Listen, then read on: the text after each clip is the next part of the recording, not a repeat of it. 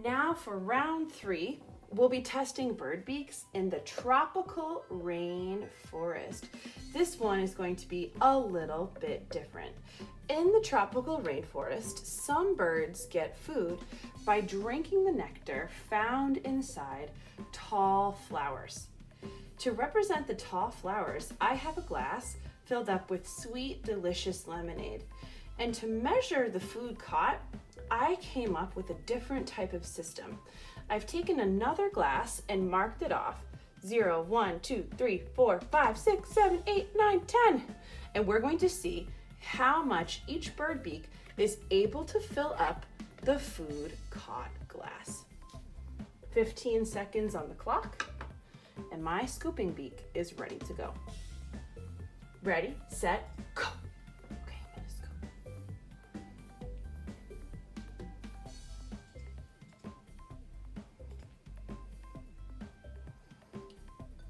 About 4 more seconds. How much can I get? All right, I'm gonna stop there.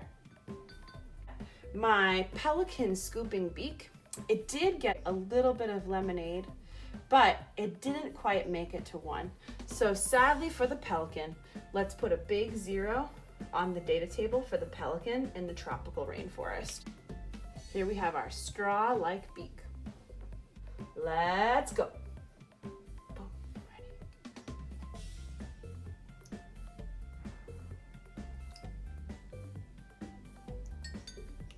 Wow, this feels a lot easier.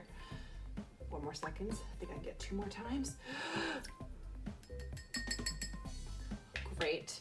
Now taking a look at my glass, it looks like we're just hitting the 1 marker on the glass. So on our data table, let's write a big 1.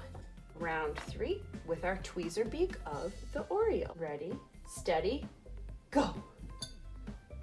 Okay, so some small drops coming off.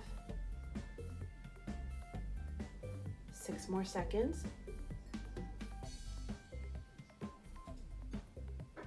Oh, stop. Looking at my glass again, I am nowhere near 1.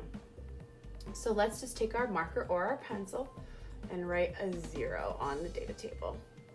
Take your marker or your pencil and circle the food survivor for the tropical rainforest.